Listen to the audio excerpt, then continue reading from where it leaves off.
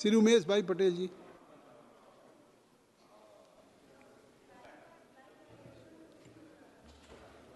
धन्यवाद अध्यक्ष जी। आज मैं सदन के समक्ष केंद्रीय उत्पादक संशोधन विधेयक 2025 पर बोलने के लिए खड़ा हुआ हूं। महोदय जी, कंपनसेशन सेस का क्या वाक्य राजस्व बढ़ा रहा है या सिर्फ बीमारी का व्यापार कर रहा है? वर्तमान में सिगरेट, बीड़ी, गुटखा, पान मसाला, तंबाकू पर 28% GST plus central excise duty plus compensation cess लगता है, लेकिन अब कंपनसेशन सेस के समाप्त होने के बाद भी हम 40% तक की जीएसटी और सेंट्रल एक्साइज ड्यूटी दर बना रहे हैं, यानी कर की दर में कोई कमी नहीं आ रही है, बल्कि राजस्व को पारदर्शी और स्वास्थ्य उन्मुख बनाया जा रहा है। महोदय जी, कंपनसेशन सेस की पूरी तरह समाप्त करना, तंबाकू उत्पादों पर 40% GST plus central excise duty slab में डालकर अधिकतम कर वसूली सुनिश्चित करना, सभी उत्पादों पर न्यूनतम 40% कर अनिवार्य करने की योजना सरकार पहले भी बता चुकी है। संशोधन विशेषक सिगरेट शुरुआत पर 1000 स्टिक पर 5000 से 11000 रुपये तक का उत्पादक शुल्क का प्रस्ताव है। अनफिल्टर्ड तंबाकू पर 60% से 70% और निकोटीन व सांस लेने वाले उत्पादकों पर 100% कर लगेगा। अध्यक्ष महोदय जी, कंपनसेशन टैक्स का पैसा राज्यों को जाता है, लेकिन बीमारी का बोझ केंद्र और राज्य दोनों उठाते हैं, क्योंकि बीड़ी बनाने वाली महिलाएं और बच्चे भी धुएं में सांस लेते हैं और कैंसर का शिकार होते हैं। इन उद्योगों में काम करने वाली स्थितियां आजीविका संरक्षण के तर्क के पाखंड को उजागर करती है।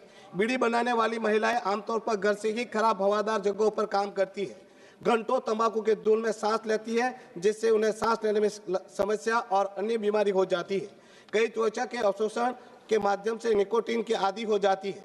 बच्चे अक्सर काम में मदद करते हैं, जिससे कम उम्र में से ही स्वास्थ्य संबंधी खतरों का सामना करना पड़ता है। सरकार द्वारा ढीले नियमों को बनाए रखकर इन श्रमिकों की सुरक्षा का दावा वास्तव में उनके शोषण को जारी रखता है और उद्योग मालिकों को समृद्ध करता है, जो छोटे निर्माताओं के लिए कर छूट का लाभ उठाते हैं। एक ऐसी स्थिति जो अक्सर सेल कंपनियों के माध्यम से बनाई रखी जाती है, जो बड़े संचालकों को तकनीकी रूप से छोटी इकाइयों में विभाजित करती है। लगभग 13 लाख भारतीय हर साल तंबाकू से संबंधित बीमारियों से मरते हैं।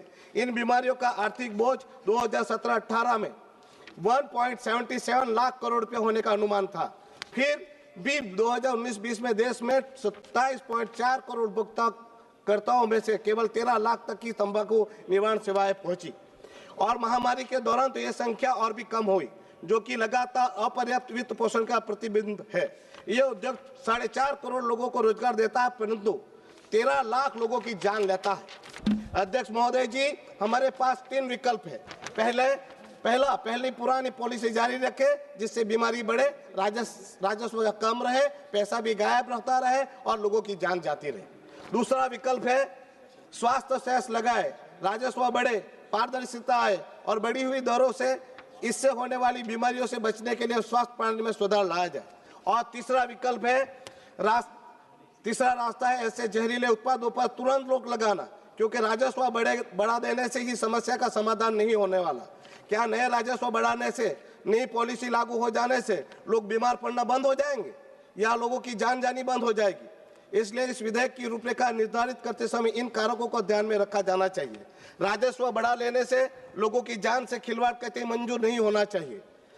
अंततः मेरा सरकार से निवेदन है कि ऐसी जहरीले उत्पादों को उत्पादन में जो लोग छोटे बच्चों को शामिल करते हैं, उनके खिलाफ सख्त से सख्त दंडात्मक कार्यवाही का प्रावधान लाया जाए तथा इन उत्पादनों के सेवन पर तुरंत रोक लगाकर साथ ही ऐसे उत्पादों के सेवन के लिए खरीदना बेचना भी जुर्म माना जाना चाहिए।